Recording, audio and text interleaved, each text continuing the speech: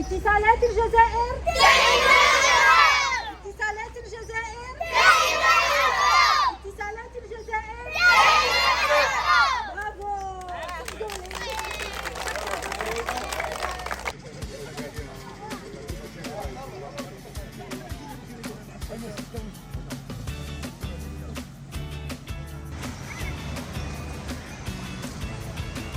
الكشافة، بداية الحملة التطوعية من طرف أبناء الكشافة.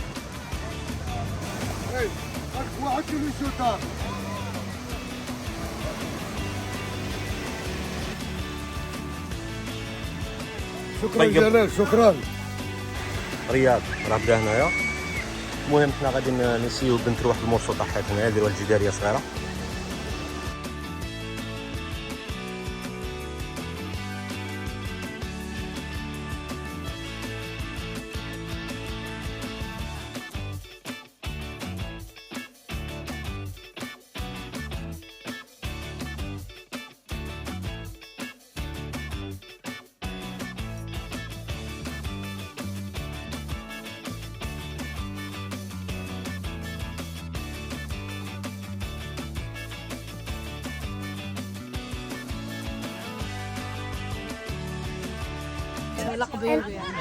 أنا اسمي موسى بير فاس وأسكن في شرب سلاح حملة تنظيف أوساخ البحر.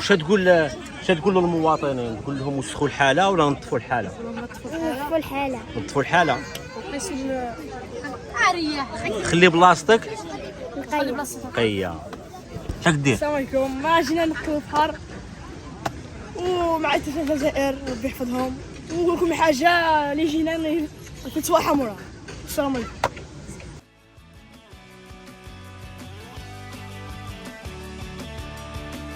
احنا رانا نخدموا على اولادنا، كاين وحدين راهم يخدموا على اولادهم باش كي يمشي للنساء كي يمشي يرفد هذاك اللي يخدم على ولاده يرفد يتلقى البلاستيك واجد الكرتون واجد، ما يديرش عمليه البحتاره، ما يبحترش وما نخسروش. نبداو بالهنبات ونباص للاعلان عن افتتاح اللجنه. تفضلي سيدتي. السلام عليكم. نشكر اتصالات الجزائر على المساهمه اللي دارتها على حمله.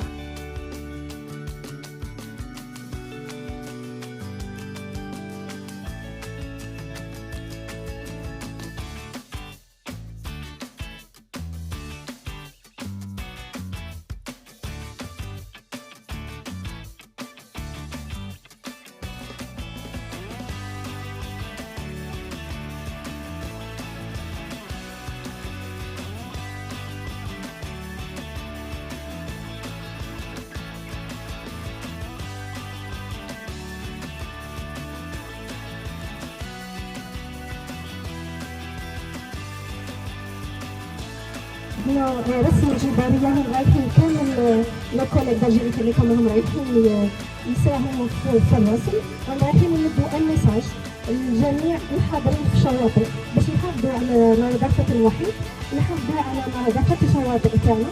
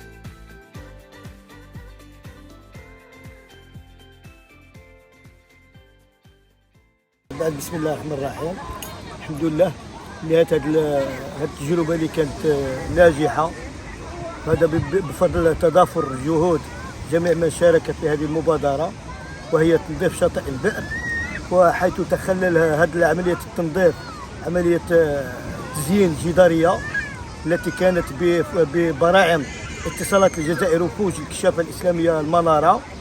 نشكروا كل ما كان ساهم من بعيد او من قريب في انجاح هذه المبادره، وخاصه المهرج نتاعنا اللي حضرنا من العمليه التاليه نشكروه، والاخ جلال وجميع من شارك في هذه المبادره، وان شاء الله عديد من المبادرات الاخرى باش على نمدوا الصوره الجيده لهذه المدينه ومدائن اخرى ان شاء الله.